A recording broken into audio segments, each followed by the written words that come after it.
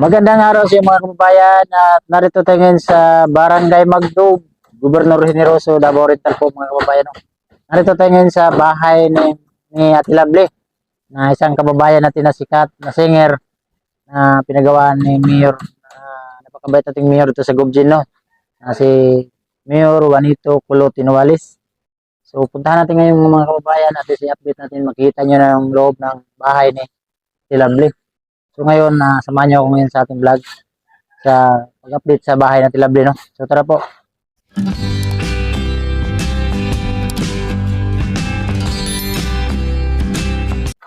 Pasok tayo mga kababayan dito sa loob. Sir, mag-disturbo ko ah. May dala kami mga coke para sa kanila. Sir, pagpadya ka sir, coke sir. Kasi parang di tayo mapakuha ng martilyo. So, happy ta rin mo man, no? So, unsa kada ko ang kwarto ani? Yeah. Say, Jis, ha? 8 Jis. Ha?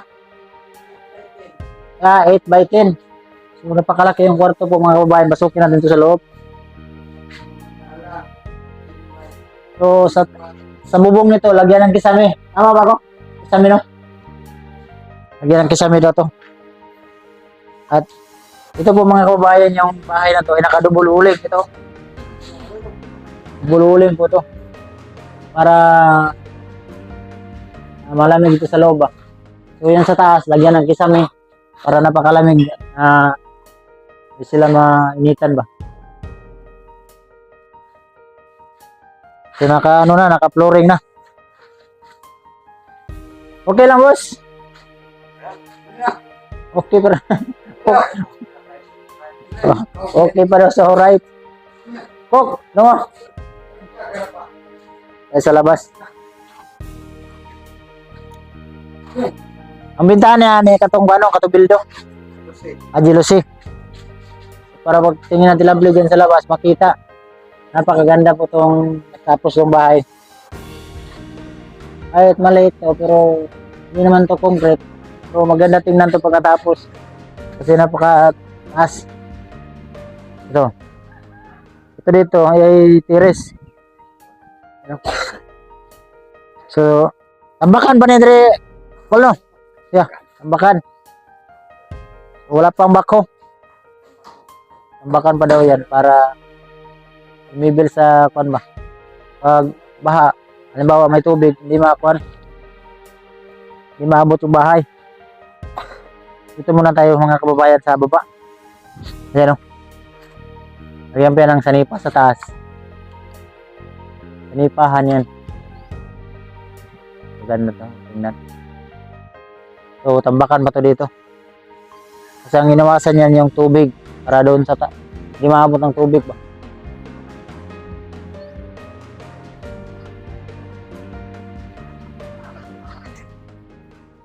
So, umakan sa labas, sa loob, plywood para dubul-uling. Tayo. Ikot tayo dito, ikot-ikot. Ikot-ikot lang.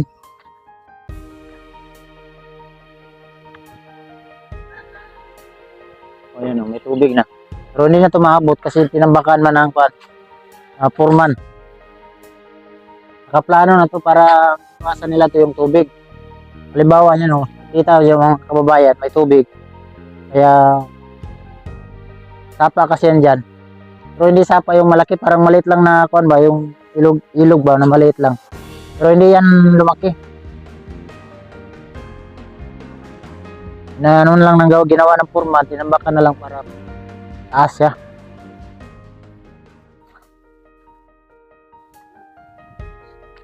So dito, semento man to dito. Kanina lang dire kulang na CR, no? Ano ba rin, floringan? Tambakan rin, pastiran. So malaki pala trabaho pa nito. Ito daw, ano ba to? Floringan, tambakan, pastiran. So napakaganda talaga itong bahay na to kasi gawa sa native ba? Sa loob. Guluhin natin yung mga nagpapanday dito.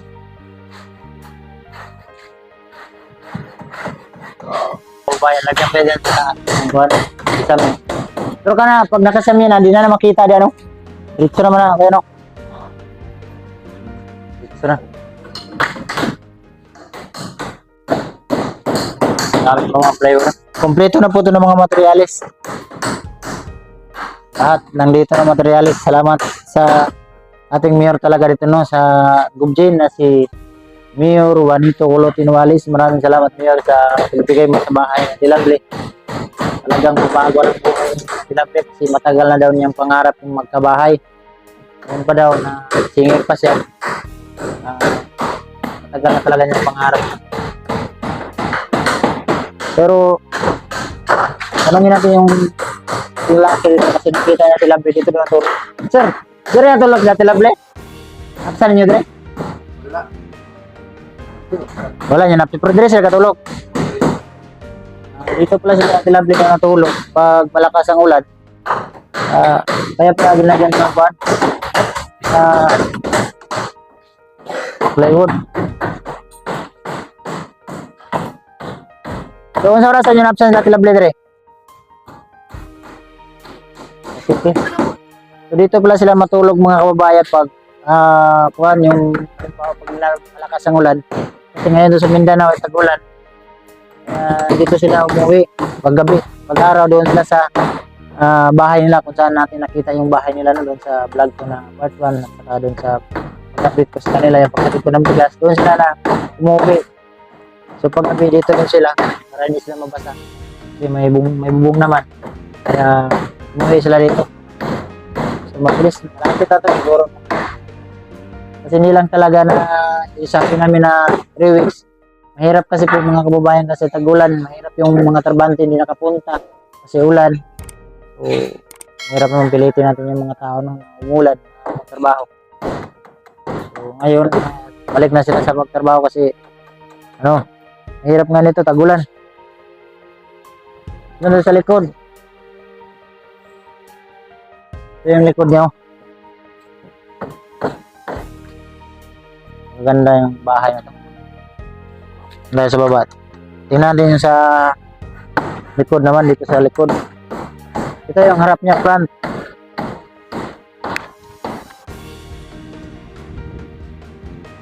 Yan. Tayo sa likod.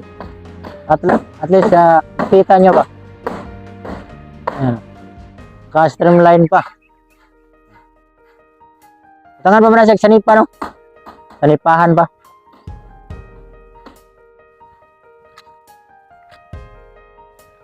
Ito, tanggalin pa namin to, putulin pa namin to. Itong puno na to. Kailangan to putulin. Ito kasi yung boundary. Sa kabila, na yan. Ito yung conserving gutom. Sa kabila, iglesia, simbahan, yung may-ari.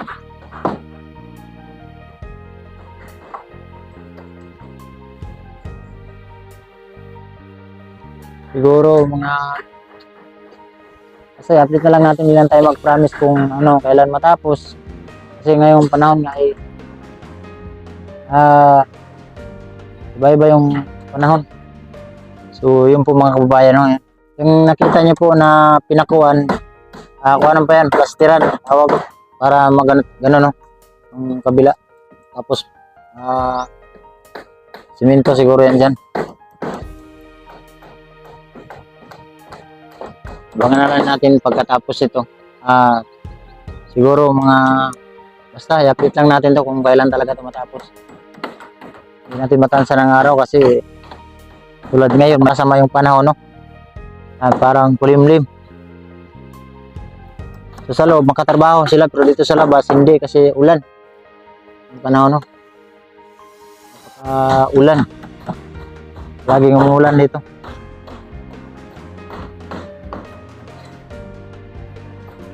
Mga kababayan,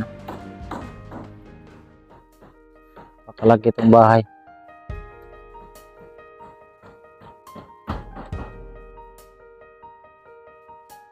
Yan.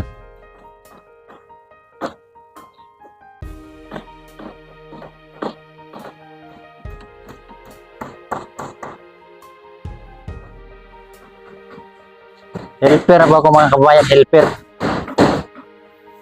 Okay na. Para may bag din tayo ba?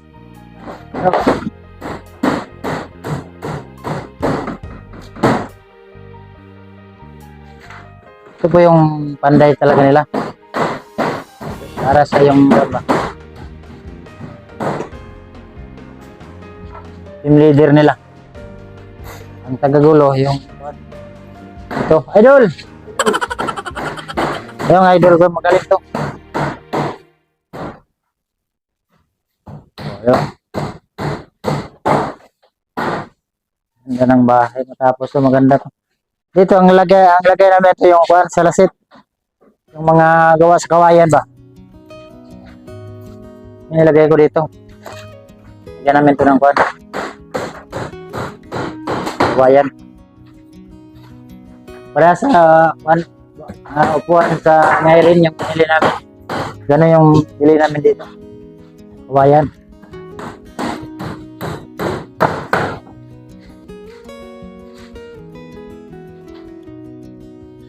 So, madingdingan daw. Ganda na.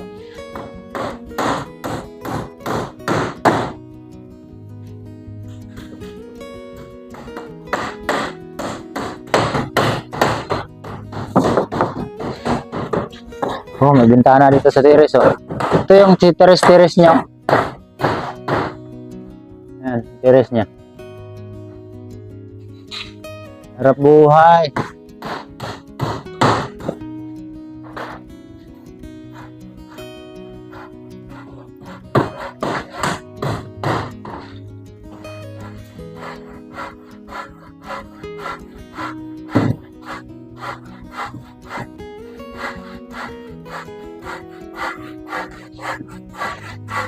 Nabilisan kasi ito ng ating mayor dito para mahirap kasi po mga kababayan yung bahay talaga natin lambi doon. Parang basa sila ngayon, lalo na ngayon pag ulan. Kahit siguro kung matapos yung labas, pwede nila matulugan to. At least matulugan nila ba, hindi sila mabasa. Magagawin namin nito, kwan. Lagyan namin ng mga gamit para may ano sila dito, may matulugan. Oh, katre. Bos, tangan po, no? Baka ko, dire.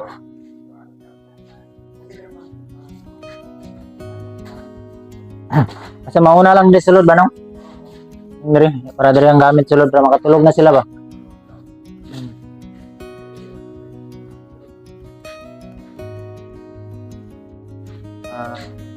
Ang order kasi ng mayor natin dito sa kuan, order sa kanila, pabilisan to para may mga pum doon sa baha sa kanila mayor, dalhin dito para matulugan nila ba. Kasi yung bahay nga nila doon, lalo na ngayon, palaging umulan. So, mahirap, mabasa sila. Kahit hindi pa natin to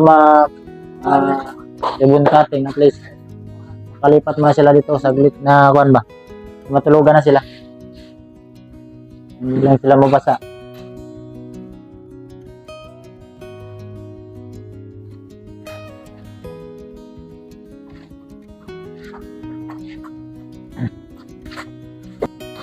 Ayan po mga kababayan, no? I-update na lang natin kung kailan ito matapos, pero ngayon talaga inulit ko palagi ang kuan kasi mahirap ang panahon. So siyempre magpasalamat talaga tayo, no? Number one sa Panginoon na may ginamit na tao na tumutulong sa ganitong mga bagay. Salamat tayo sa Diyos para lagi, no? Kasi tayo yung nakaalam ng lahat ng mga ating mga ginagawa dito sa mundo. Siyempre magpasalamat tayo sa mayor na ginamit ng Diyos para matulungan si Ate Lovely. Nagawa niya agad ang bahay. So salamat mayor sa pag-action mo agad sa bahay ni Ate Lovely, no? Hindi namin ito magawa ang pagtulong kung hindi mo din tinulungan siya, no? So ikaw yung nagbigay nito. Kaya ang pagkanti lang namin ang pagpasalamat sa iyo palagi, no? Sa mga Inuales family, maraming salamat, lalo na sa ang Ma'am Pinky, maraming salamat Ma'am Pinky. Sa mga Inuales family, maraming salamat talaga sa inyo. Pagtulong sa ating mga kababayan dito sa Gubjin, nangailangan ng tulong, lalo na yung mga senior na pinabutan nyo ng tulong. bibigyan nyo tuwing my birthday. Laking bagay na yun. So, lagi natin pasasalamatan yung mga taong although mayor siya, pero kabay talaga ng mayor namin dito sa Gubjen. Hanga ko sa aming mayor dito. Kasi si mayor namin dito sa Gubjen ay ang pagbigay niya kasi galing sa puso ba? Ang pagbigay niya. Kaya maraming salamat talaga mayor sa mga pinabot mo tulad na lang ito. At personal mo talaga na binigay kang Ate Lovely. Maraming salamat. Siguro mga ilang araw na lang to, ilang week. Kasi tambakan pa to sa kuan, nakita niyo sa kilid. Ito. Tambakan ba daw yan? So, matagal-tagalan pa siguro to. Pero sabi ng kuan, nung nagpanday, bilisan nila kasi ang order ng mayor nga unahin yung kwarto para matulugan nila Ate Lovely ba. Hindi sila mabasa paggabi. Para pag kuan, umulan, dito sila paggabi. Ito paano ay nakatulog na sila ng maayos, hindi sila mabasa. Hindi tulad ng dati na bahay nila na parang napakahirap tingnan. No? Siyempre magpasalamat tayo sa mga viewers na hindi nag-skip ng ads, sa mga bagong subscriber, maraming salamat yung lahat, no? At siyempre sa ating mga sponsor, lahat ng tumutulong sa atin, maraming salamat. At sa mga taong tumutulong, salamat sa inyong lahat, no? So update natin to kung kailan matapos. Basta antay-antay lang tayo kasi ayaw ko na ng date, sakitong date kung kailan matapos. So yun po mga kababayan, no? Dito po sa loob. Maraming salamat sa mga viewers, sa mga sponsor, sa mga subscriber, maraming salamat yung lahat. Sa inyong pag-suporta sa aking channel, ang BB Team Nunoy, maraming salamat araw-araw, no, sa ating content ginagawa, sa ating pagtulong sa ating mga kababayan, maraming salamat. So ako'y munang magpapaalam na kasi uwi na kami para umulan na. So magpaalam na tayo sa kanila. Sir, mag-inay-inay na ha. Salamat ha. Sir, salamat Dol, lahat na Dol. Idol. Siya yung idol ko. Siya yung nagagulo. Maraming salamat po mga kababayan. At ito ko na lang tatapusin ang vlog na to. At God bless yung lahat. Bye-bye po.